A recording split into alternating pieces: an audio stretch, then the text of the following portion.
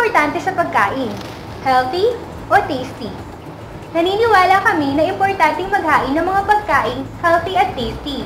Hindi nyo na kailangang mamili. Kaya't samahan nyo kaming pasarapin ng iba't ibang putaheng punong-puno ng health benefits.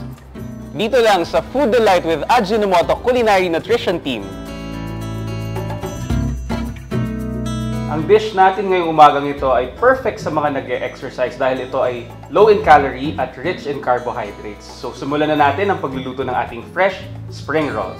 Ito ang mga kakailanganin ninyong ingredients. 100 grams boiled sotanghon. Para sa filling, 1 teaspoon oil, 2 eggs, 1/4 cup carrot strips, 1/4 cup cucumber, peeled and deseeded, cut into strips, 50 grams red bell pepper, cut into strips, 50 grams green bell pepper, cut into strips, 100 grams lean ground pork, 30 grams tengang daga, soaked in water and cut into strips, 1/4 teaspoon Ajinomoto umami seasoning. Kailangan din natin ng 12 to 15 pieces rice paper. At para sa dipping sauce, 1/3 cup vinegar, 1/2 cup water, 3 tablespoons sugar, 1/2 teaspoon sesame oil, 1 teaspoon soy sauce, at 1/2 teaspoon ng Ajiginisa flavor seasoning mix. Okay, so nagpainit na tayo ng ating mantika. Igigisa natin yung ating tengang daga, carrot strips, cucumber cut into strips, green bell pepper, red bell pepper, ground pork.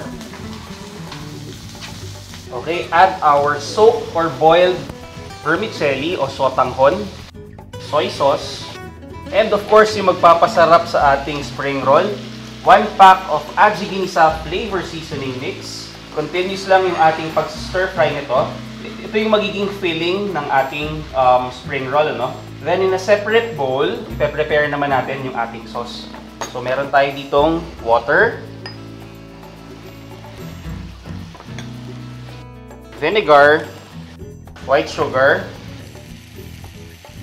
soy sauce, and of course, we're going to sprinkle another pack of Ajiginisa flavor seasoning mix and 1 teaspoon of sesame oil.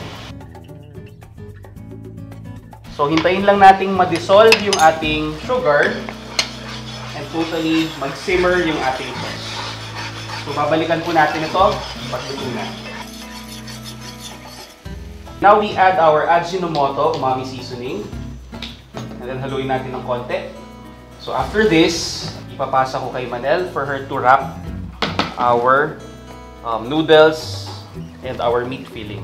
So we're using chef rice paper, no? So kasi Vietnamese style yung dish na to, pero may pagka-Filipino siya dahil dun sa gisa taste na nakuha dun sa Ajiginisa. So maglagay lang tayo ng konting mixture. So by the way, yung ating sauce, no, nag-simmer na po ito.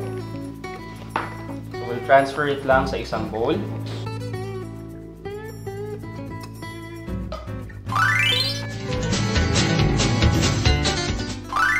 So chef, kung wala pong rice paper, pwede naman yung ordinary lumpia wrapper. Okay. Yung dish na to, perfect siya para dun sa mga nag-e-exercise, mga mihilig magsayaw kasi very light lang siya. Mataas siya sa carbohydrates bilang immediate source ng energy, pero balance siya kasi meron din siyang protein. At the same time, very low in fat yung dish na to, so mababa siya sa calories. Okay, so syempre, kailangan nating tikman to kung pasado sa ating panlasa, no? Very oriental yung lasa niya. Siguradong healthy and tasty talaga to. And of course, if you want more healthy and tasty recipes, bumisita lang po kayo sa aming website. It's www.ajinomoto.com.ph. See you again next week. Bye! Bye!